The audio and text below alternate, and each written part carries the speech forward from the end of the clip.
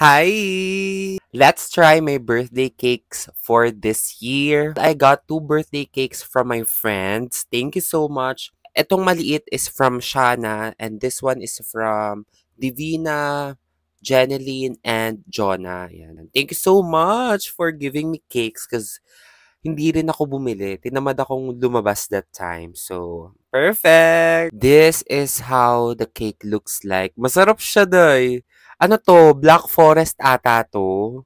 And ang tagal ko na rin hindi nakakakain ng Black Forest. Like, pasabog siya.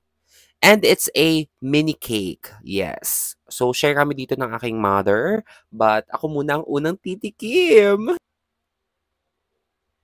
Oops. Yeah.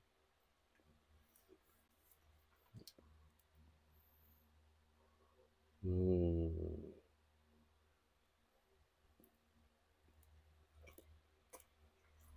Lasang lasang Black Forest, 'di ba? Ilang araw na rin 'to sa ref and ang sarap niya na. Hindi ko alam kung ako lang, pero parang mas masarap talaga yung mga cakes 'pag tumagal na siya sa ref. Ito ang sarap niya, pero alam mo yun, typical Black Forest, like the classic cake ng mga Pilipino. Perfect. And to the next and last one, this is from Sweet Claire Patisseries. At tama ba? Sweet Claire's Patisseries. Thank you so much, Shana. And this is how it looks like. Ay, ito, in fairness, 3 days na siyang nasa ref, ha? Super petite. Ang liit ng cake. Para lang siyang cupcake.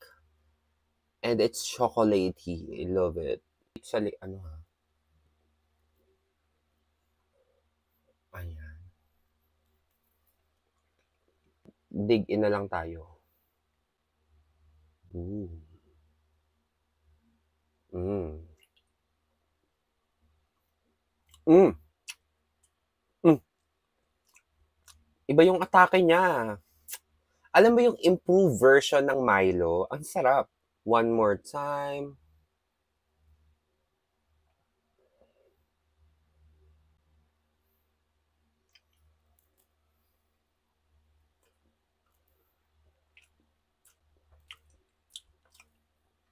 Mm. Parang may salted caramel. Oh, meron pa siyang laman sa dulo. What is this? Oh, ang lalim pa niya. Mm. Meron siyang lasang caramel. And meron din siyang mga crunch down there. Ayan, ayan siya.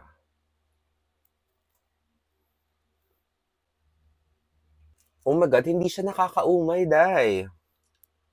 In fairness. Again, thank you so much to my friends na binigyan ako ng cake for my birthday. Maraming salamat po dahil alam niyong love ko ang mga cakes. At mahilig ako sa mga tamis. So, sana magmagka-diabetes. But yes, bye! Thank you!